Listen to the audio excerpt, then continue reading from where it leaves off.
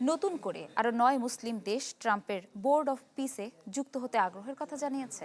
এ নিয়ে প্রস্তাব পাঠানো প্রায় 50টি দেশের মধ্যে অন্তত 35টি দেশ সম্মতি দিয়েছে এই নতুন কাঠামোর অংশ হবার।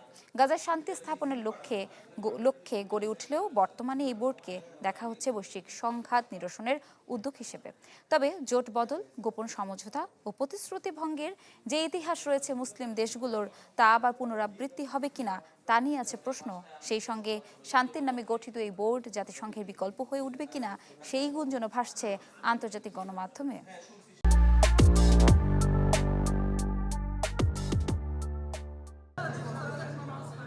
যেই বোর্ড অফ পিস নিয়ে এত আলোচনা সমালোচনা, তার দুই গুরুত্বপূর্ণ গভর্নিং বডিতেই নেই কোনো ফিলিস্তিনি প্রতিনিধিত্ব।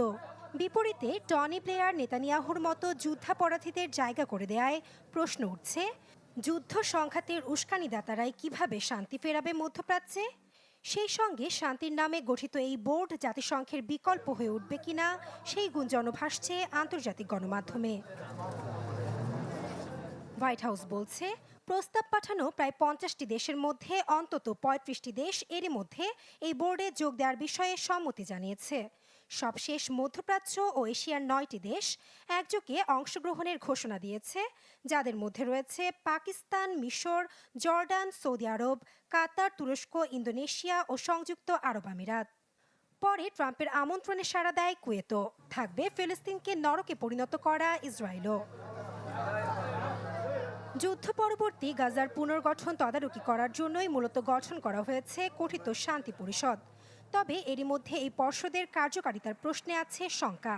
কেবলমাত্র একটি বৃহত্তর চুক্তির অধীনে স্বাধীন ফিলিস্তিনি রাষ্ট্র গঠনের নিশ্চয়তা পেলেই নিরস্ত্রীকরণে সম্মত হওয়ার কথা বলেছিল ফিলিস্তিনি স্বাধীনতাকামী সংগঠন হামাস।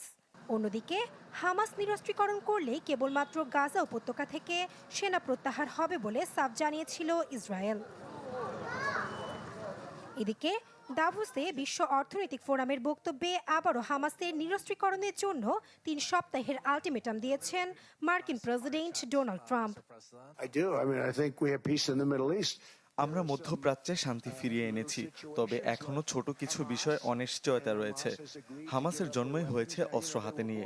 আমরা আগামী 2-3 দিন অথবা সর্বোচ্চ 3 সপ্তাহের মধ্যে জানতে পারবো যে তারা অস্ত্র ছাড়তে প্রস্তুত কিনা। যদি তারা এতে রাজি না হয়, তবে তাদের ধ্বংস করে দেয়া হবে।